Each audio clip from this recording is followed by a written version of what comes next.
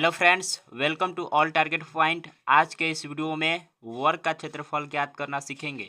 तो चलिए दोस्तों, वीडियो को स्टार्ट करते हैं। वर्ग का क्षेत्रफल ज्ञात करने से पहले हम यह जान लेते हैं कि वर्ग क्या होता है, वर्ग में कौन कौन से गुण पाए जाते हैं। ये सब जानकारी प्राप्त कर लेने से आपसे किसी भी तरह से घुमा फिरा कर वर्ग का क्षेत्रफल पूछता है तो आप उसका आसानी से सॉल्व कर सकते हैं, उसका क्षेत्रफल ज्ञात कर सकते हैं। तो चलिए पहले जान लेते हैं कि वर्ग क्या होता है। तो देखिए, वर्ग जो होता है दोस्तों, यह एक चतुर्भुज है जिसमें चारों भुजाएं बराबर और प्रत्येक कोण 90 डिग्री का होता है। वर्ग एक ऐसा चतुर्भुज है जिसके चारों भुजाएं आपस में बराबर होती है और प्रत्येक कोण 90 डिग्री का होता है। तो दोस्तों, ये जो आप आकृति देख रहे हैं यह एक वर्ग है। ठीक, इसका हम नाम दे देते हैं ए बी सी डी। तो ये आकृति एक वर्ग है और इसका प्रत्येक कोण दोस्तों 90 डिग्री का होता है और इसकी जो भुजा है वह आपस में बराबर होती है। ठीक, तो अब इसकी विशेषता जानते हैं, इसका गुण जानते हैं। तो देखिए, इसका गुण, पहला इसका गुण यह है कि इसके प्रत्येक भुजा आपस में बराबर होती है, यानी ए बी, भुजा ए बी बराबर बी सी बराबर सी डी बराबर ए डी। ठीक, ए बी बराबर बी सी बराबर सी डी बराबर ए डी, यानी इसकी भुजाएं आपस में बराबर होती है। और दूसरा गुण दोस्तों इसका यह है कि इसके प्रत्येक कोण 90 डिग्री का होता है। प्रत्येक कोण 90 डिग्री का होता है।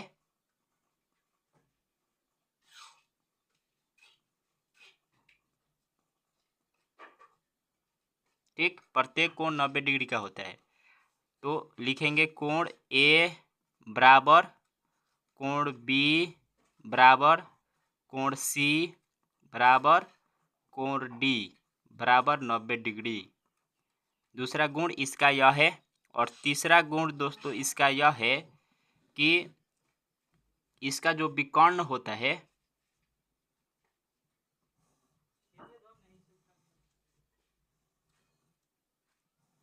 दोस्तों वर्ग का जो विकर्ण होता है वह आपस में बराबर होता है। ये दोस्तों इसका विकर्ण है। तो वर्ग का जो विकर्ण होता है वह आपस में बराबर होता है, इसका तीसरा गुण है। यानी AC बराबर BD। चौथा गुण इसका यह है दोस्तों कि इसका जो विकर्ण है वह समद्विभाजित होते हैं। इसका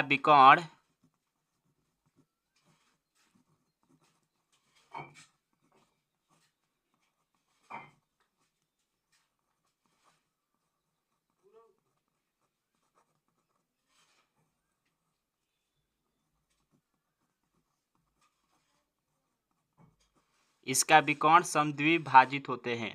देखिए, समद्विभाजित का मतलब कि ये दोनों विकर्ण जिस बिंदु पर मिलते हैं उस बिंदु से बराबर हिस्सों में बढ़ जाते हैं। ठीक, कहने का मतलब कि ये एक विकर्ण है तो ये विकर्ण जो है दो बराबर हिस्सों में बढ़ जाते हैं। तो कहने का मतलब ये हुआ कि मान लीजिए ये दोनों विकर्ण ओ बिंदु पर मिले हैं तो ये होगा AO बराबर OC। ठीक, दो बराबर हिस्सों में बढ़ जाते हैं। और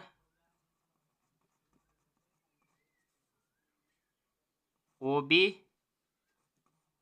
बराबर OD, OB बराबर OD।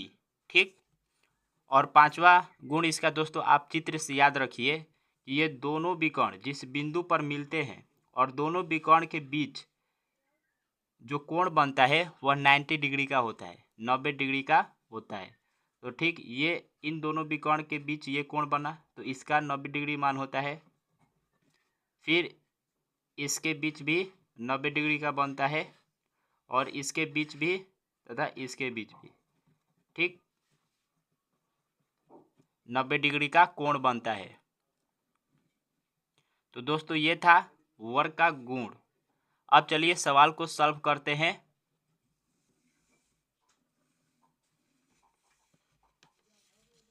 तो देखिए सवाल है, किसी वर्ग की एक भुजा की लंबाई 5 सेंटीमीटर है तो उसका क्षेत्रफल ज्ञात करें। तो देखिए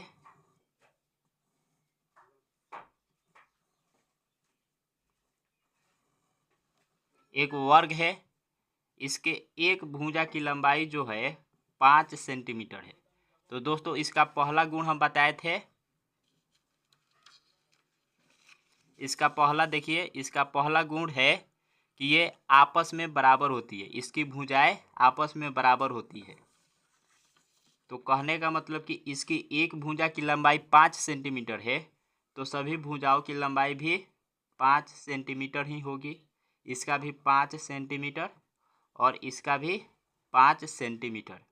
तो दोस्तों वर्ग का क्षेत्रफल होता है, पहले जो दिया है उसको लिख लेंगे। दिया है, क्या दिया है दोस्तों, एक भुजा की लंबाई, एक भुजा कितना दिया है 5 सेंटीमीटर। ठीक, तो देखिए वर्ग का क्षेत्रफल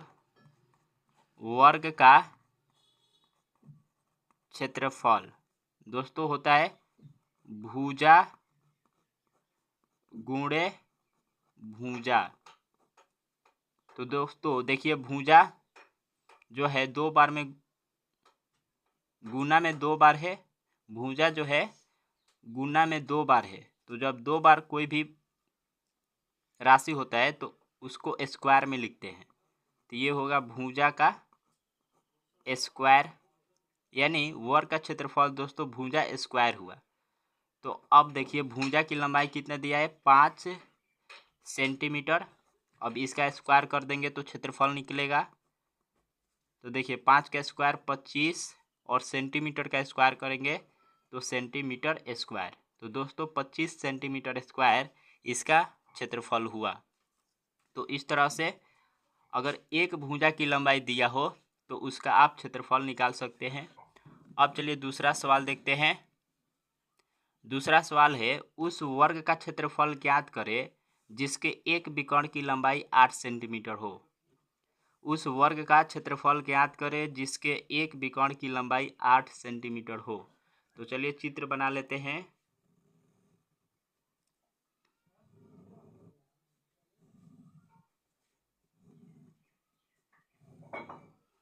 तो देखिए ये एक वर्ग है, ठीक।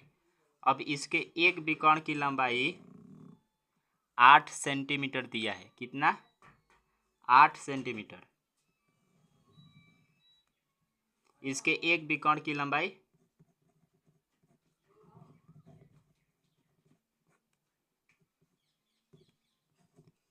8 सेंटीमीटर है, ठीक। तो दोस्तों हम आपको बताएं कि इसके गुण में बताएं कि इसके दोनों विकर्ण जो है आपस में बराबर होती है। देखिए ये AC और BD देखिए आपस में बराबर है, AC बराबर BD। तो इसके दोनों विकर्ण आपस में बराबर होते हैं। तो दोस्तों एक विकर्ण की लंबाई 8 सेंटीमीटर है तो दूसरे विकर्ण की भी लंबाई 8 सेंटीमीटर ही होगी। और तीसरा गुण हम बताएं आपको कि इसके जो विकर्ण होते हैं समद्विभाजित होते हैं, यानी बराबर हिस्सों में बंट जाते हैं। तो इस पूरे विकर्ण की लंबाई 8 सेंटीमीटर है तो इसका लंबाई दोस्तों 4 सेंटीमीटर होगा और इसका लंबाई 4 सेंटीमीटर होगा, क्योंकि इस विकर्ण की लंबाई 8 सेंटीमीटर है और इसकी भी 8 सेंटीमीटर है। तो ये भी 4 सेंटीमीटर, ठीक। तो पहले इसका हम नाम दे देते हैं A B C डी। तो देखिए अगर हम एक भुजा की लंबाई ज्ञात कर लेते हैं तो इसका क्षेत्रफल निकल जाएगा। तो एक भुजा की लंबाई कैसे ज्ञात करेंगे? तो पाइथागोरस प्रमेय से। अब देखिए, अब पाइथागोरस प्रमेय कब लागू होता है? जब त्रिभुज समकोण होता है। तो ये समकोण त्रिभुज ही है, देखिए, क्योंकि दो विकर्ण के बीच 90 डिग्री का कोण बन रहा है। तो ठीक, तो पाइथागोरस प्रमेय लगा सकते हैं। तो देखिए पाइथागोरस प्रमेय होगा ए बी का स्क्वायर फिर ए ओ का स्क्वायर प्लस ओ बी का स्क्वायर, यानी कर्ण का स्क्वायर प्लस आधार का स्क्वायर, सॉरी कर्ण का स्क्वायर बराबर आधार का स्क्वायर प्लस लंब का स्क्वायर। तो ए बी का मान नहीं दिया है, हमें निकालना है। तो ए बी स्क्वायर बराबर ए ओ का मान 4 सेंटीमीटर है, तो 4 सेंटीमीटर का स्क्वायर प्लस ओ बी का मान भी 4 सेंटीमीटर है, तो 4 सेंटीमीटर का स्क्वायर। तो देखिए ए बी स्क्वायर 4 सेंटीमीटर का स्क्वायर करेंगे तो 16 सेंटीमीटर स्क्वायर प्लस ये भी 16 सेंटीमीटर का स्क्वायर होगा। 16 16 32 सेंटीमीटर स्क्वायर। तो ए बी बराबर, देखिए स्क्वायर में है बराबर के इधर, तो उस साइड जाएगा तो रूट में होगा, तो रूट 32 सेंटीमीटर स्क्वायर। तो देखिए रूट 32 सेंटीमीटर स्क्वायर को हम लिख सकते हैं 4 रूट 2 सेंटीमीटर, यानी एक भुजा की लंबाई इसकी मान निकल गया 4 रूट 2 सेंटीमीटर। ठीक, तो एक भुजा की लंबाई जब हमें ज्ञात हो गया तो इसका क्षेत्रफल ज्ञात कर लेंगे। तो देखिए वर्ग का क्षेत्रफल बराबर होता है भुजा स्क्वायर, भुजा का स्क्वायर। तो देखिए एक भुजा की लंबाई हम ज्ञात किए हैं कितना, 4 रूट 2 सेंटीमीटर। अब इसका स्क्वायर करेंगे तो क्षेत्रफल निकलेगा। तो देखिए 4 का स्क्वायर करेंगे तो 16 गुणे अंदर रूट 2 का स्क्वायर करेंगे तो 2 ही होगा, और सेंटीमीटर का तो सेंटीमीटर स्क्वायर। तो 16 दूना 32 सेंटीमीटर स्क्वायर दोस्तों इसका आंसर हुआ, यानी इस वर्ग का क्षेत्रफल 32 सेंटीमीटर स्क्वायर हुआ। तो इस तरह से दोस्तों आप किसी भी वर्ग का क्षेत्रफल ज्ञात कर सकते हैं यदि आप उसका गुण जानते हैं। ठीक, तो इसलिए आपको गुण याद करना बहुत ज़रूरी है। तो दोस्तों आशा करता हूँ कि आपको वर्ग का क्षेत्रफल निकालना समझ में आ गया होगा। तो आपसे निवेदन है कि दोस्तों यदि आप मेरे चैनल पर नए हैं तो चैनल को सब्सक्राइब जरूर कर लें।